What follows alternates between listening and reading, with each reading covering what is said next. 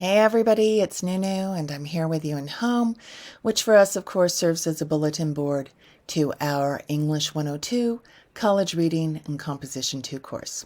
All right, what do we have on our bulletin board this week? We have our usual About This Week video, which summarizes all of our class activities, and you're watching that now. We have a reminder of our Zoom office hours on Tuesdays and Thursdays from 12 to 1 p.m. Now, as you know, Zoom office hours are optional. You do not have to Zoom unless you wish to.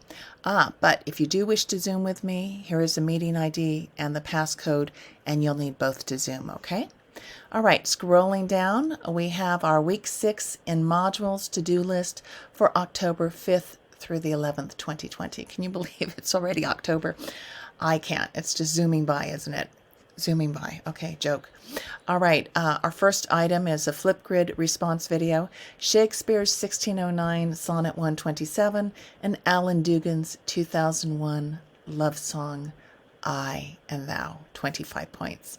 I say it that way, love song, I and Thou, because I just love it. But in the Flipgrid response video, if you don't love it, tell us why, and definitely tell us about Shakespeare's Sonnet 127. Remember, the Flipgrid response videos are quick feedback from you to all of us, telling us, I liked it, I didn't like it, and here's why. Okay, and a reminder about Flipgrid videos. By Friday at 11:59 p.m., I will have responded to the week's Flipgrid video in grades. Look for my Flipgrid video response to you there. So grades is, of course, up here. You'll just click on it, and you'll see my video to you. And if you want to respond to me, you can respond to me in grades. I give a private response to you now. And I just want you to know that I am watching, I'm reading everything you do in this class. You're not alone, okay? All right, scrolling down, I have item 2 on our week 6 to-do list. And we have an October 11th due date for the essay about Shakespeare's sonnet and Dugan's poem. That is due on October 11th, which is Sunday. Now, we have also the October 18th due date for peer evaluations about Shakespeare's sonnet and Dugan's poem. So you will see this assignment reflected twice in your calendar.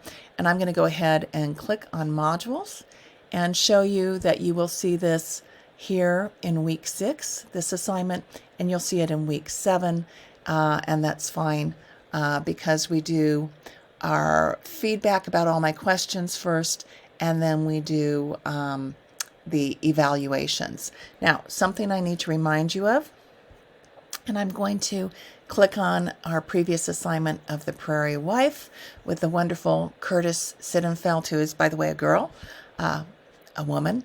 Her name is really Elizabeth Curtis Sittenfeld, and I had a whole biography about her. Not a guy. Sounds like a guy, but is not a guy. Okay, so I am going to scroll down below somebody's posting, and I'm going to show you my name right here. And I'm going to make the screen a little bit bigger so you can see this. And I do ask you questions. You'll always recognize my question with this little animated question in a box, which I just love. It pops up, and you see Nunu has asked you questions, has feedback. Always respond to me, and definitely respond to the peers in your discussion thread, because that's part of your grade. So I'm going to scroll down a little bit just so you can see that below every posting, and yeah, I do write a lot sometimes, but what you write is fascinating, so that's why I'm writing a lot. I have questions for you, okay? So they're everywhere. So make sure you answer any questions I ask you, and of course, when a peer responds to what you've written, respond to the peer. You're not alone in cyberspace just typing something in and that's it. We are in a discussion, okay? All right, I'm going to go back to home right here. I'm going to try to go back to home. Hang on. There it is. Magic. I'm back to home. And I'm going to just point out again that you have 2 dates in item number 2, the discussion posting and the peer evaluations for Shakespeare as well. Okay, and scrolling all the way down to the end of our screen, I have to show you again this wonderful photograph of the writer we will read the most of in the class. And of course, that is James Baldwin. And you see all those books behind him. To be a good writer, do you have to read? Absolutely. All right. If you have any questions or concerns, I'm here in inbox. Don't hesitate to contact me. And I hope you are well and happy and safe during this pandemic.